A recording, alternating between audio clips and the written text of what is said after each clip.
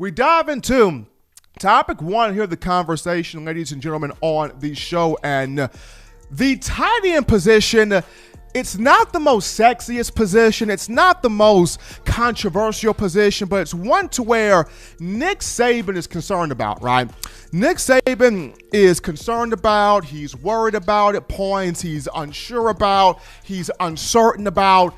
And when you have those types of adjectives, words like uncertain, uncomfortable, uneasy, not sure, worried, when you have those same adjectives in the same sentence as head coach Nick Saban, you being the Alabama football faithful, you wonder, okay, what's going on? What's going on with the program? What's going on with the tight end position? Because as Alabama fans, we look at the Crimson Tide recruiting the best.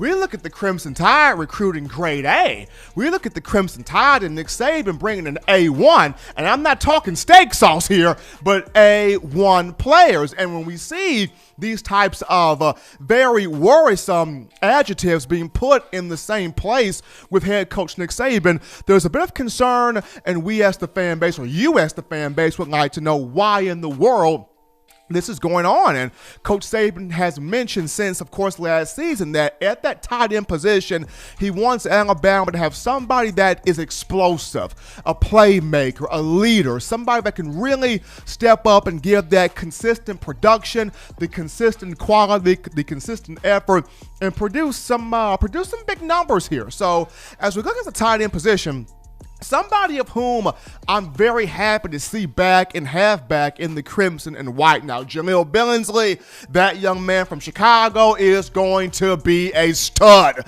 Don't get me wrong there. But the guy that I'm excited to have back is none other than Miller Forrestal, entering his red shirt senior year at 6'5", 242 pounds. And Miller reminds me, or Miller kind of takes on the notion of the guys that were ready to have a breakout junior season, but were not able to just due to the injuries that happened. They were not able to reach their full potential because of the injuries. Defensively, we look at Dylan Moses, Joshua McMillan, and LeBron Ray, right? Last year was the junior year for all three players. Well, it was a senior year for McMillan, but he's a graduate student. But basically, last year was supposed to be the big year for all three players on defense, Moses, McMillan, and LeBron Ray. And it was supposed to have been their year to create a major draft stock, a massive draft stock for the NFL. And of course, you,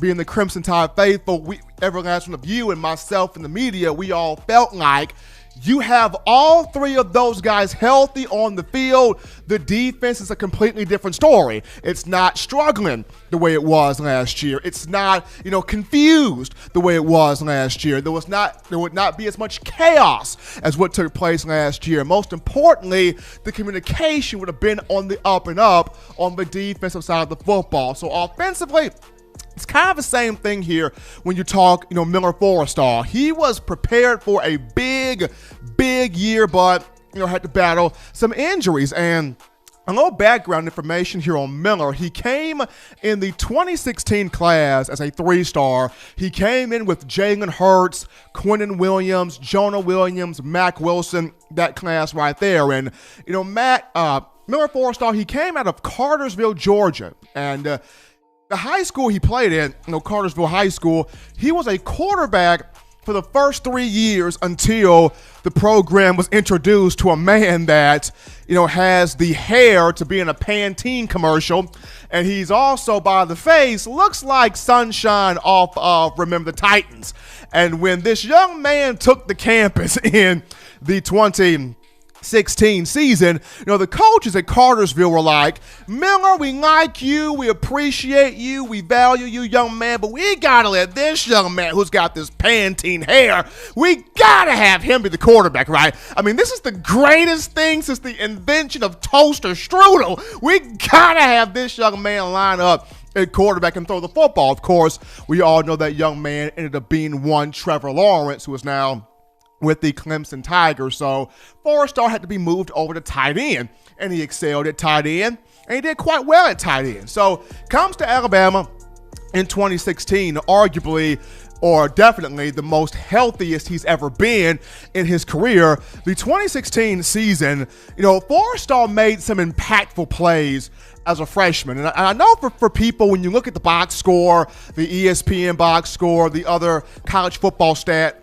box scores, and you see he only had 5 catches for 73 yards that year, you would look at me and go, Steven, where's the sauce? Like, where's the drip? Like, what did he really do? What did this guy really bring to the table? I mean, 5 catches for 73 yards. That don't sound like much of a thing to be all gung-ho about, Steve. So explain this right here. Well, let me explain this right here. So go back to the LSU game, that 2016 season, the game in which Alabama won 10-0 in Baton Rouge, Louisiana, Tiger Stadium. Well, Forrestal caught the biggest pass of the game from Jalen Hurts. He just found a way to get open on his play. It was a 23-yard reception along the sideline. The Tigers secondary completely lost this young man, made the catch, and that catch would parlay into 2 plays later, Jalen Hurts running 21 yards, cutting through the middle of the field for a touchdown.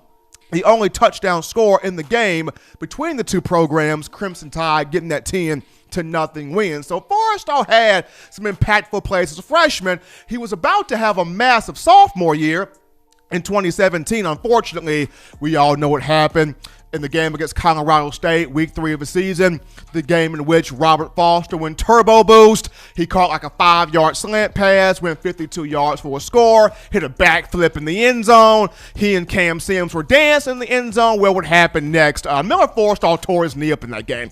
Tore his knee completely up, ends up missing the remainder of the season, and then 2018, he sustained a broken ankle, and Irv Smith took over that year, and then 2019 he played, but Forrestal barely 85%. He had a foot issue, and then against Arkansas, he suffered a broken voice box, got hit in the throat, broken voice box, so he missed some time there. So after his freshman year, you look at the guy that's had foot issue, ankle issue, knee issue, throat issue. He has not been healthy since his freshman year.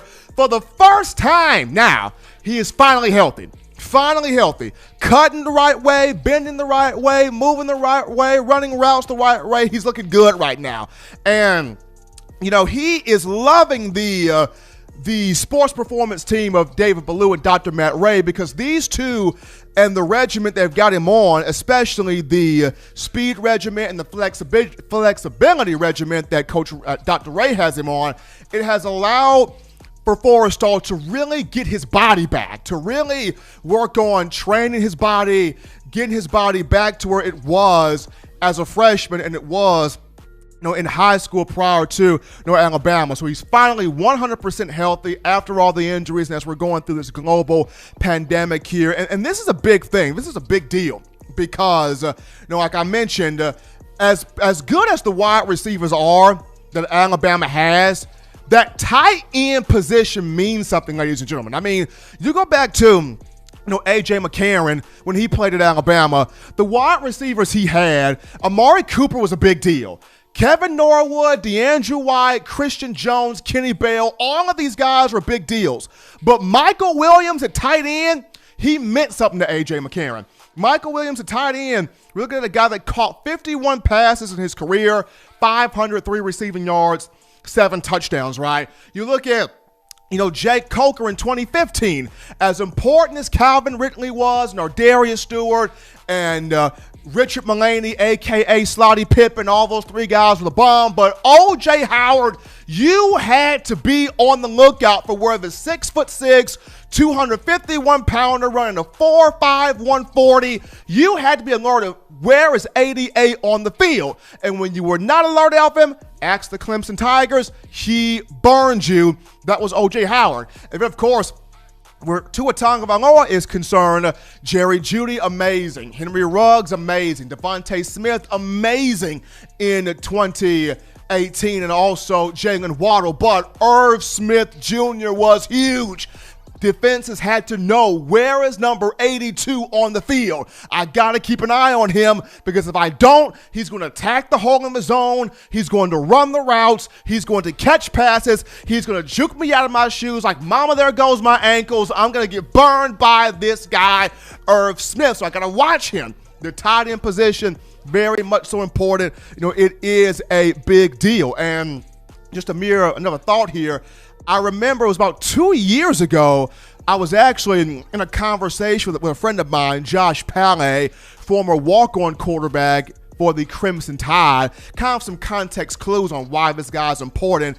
If you remember, Blake Barnett left Alabama weeks after, Jalen Hurts secured the starting job in 2016. Now, Cooper Bateman and David Cornwell, they want to leave quickly also. They decided to stay for the remainder of the year, but if they would have left when they wanted to, the liable option, the number 2 guy, or the next eligible guy that would have been the backup to Jalen Hurts if the young man would have sustained an injury, would have been the walk-on in Josh Pallet. So I was talking to Pallet about 2 years ago about one Miller Forrestal, and he kind of giggled on the phone. He was like, Steven, it's funny how you mentioned Miller, because the quarterbacks would always be in the film room, and we would watch the tape with Coach Lane Kiffin, and it was always number 87 just kept getting open. Miller was always open. He wasn't the biggest guy. He wasn't the strongest guy. He wasn't the fastest guy. But that darn dude was just crafty.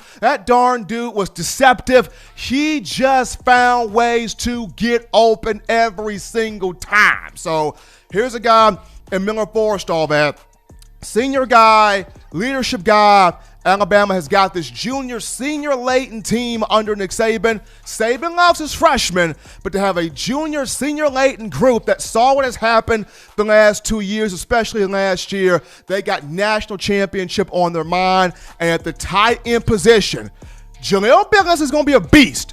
But at the tight end position, keep your eyes on Miller Forrestal. He's back. He's healthy. He's athletic. He is ready to put in some serious work here. We go to our first break here on the show. Don't touch that dial. We're just rocking and rolling here on a Friday. Upon our return, we unpack your questions, your phone calls, your thoughts, your tweets, your concerns after this.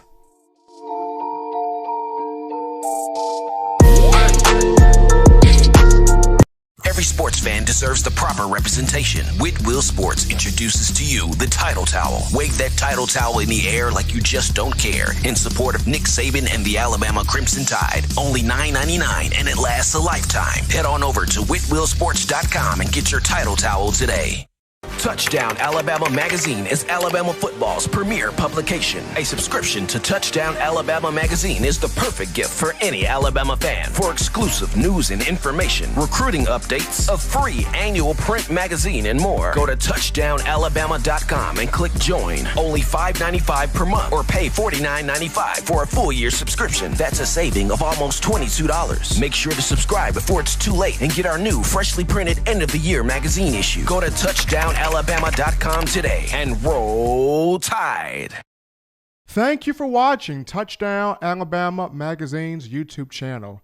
To continue to get the best in Alabama football content, subscribe here and turn on your notifications to stay connected with the hottest shows covering your Crimson Tide.